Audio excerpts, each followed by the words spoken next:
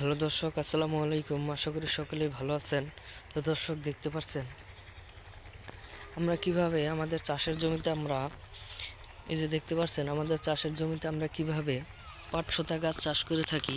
তো বন্ধুরা, এই পাটশোতা গাছগুলো চাষ করে আমরাও কিন্তু ভালো ধরনের লাভবান হয়েছি, কারণ এই পাটশোতা গাছগুলো প্রচুর পরিমাণে কার্যকারী এবং এই পাটশোতা গাছগুলো কিন্তু বেশিরভাগ গরুকে খাওয়ানো হয়। এবং আপনাদের গরু যদি আপনারা হয়তো যারা গ্রাম অঞ্চলে বাস করেন তারা হয়তো সকলের বাড়িতেই বেশি বেশি করে গরু লালন পালন করে থাকেন, এবং সেই গরুকে কিন্তু আপনাদের নিয়মিত খাবার দিতে হয়।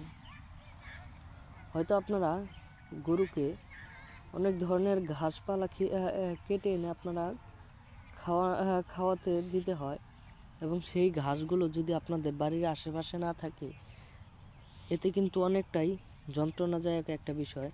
তো বন্ধুরা, আপনারা যদি এই পাটশোতা গাছগুলো আপনাদের বাড়ির পাশে জমিতে যদি চাষ করতে পারেন, তাহলে আপনারা এইগুলো কেটে কেটে নিয়ে আপনাদের গরুকে খাওয়াতে পারবেন। তাহলে কিন্তু আপনাদের খুবই সাশ্রয় হবে, এবং আপনারাও কিন্তু আপনাদের বাড়িতে যদি খড় থাকে তাহলে খড়ও কিন্তু খুব একটা কম লাগবে, এবং সাথে কিছু এই ধরনের পাটশোতা গাছ এবং সাথে কিছু খড় খিলালেই আপনাদের বেকআপ হয়ে যাবে।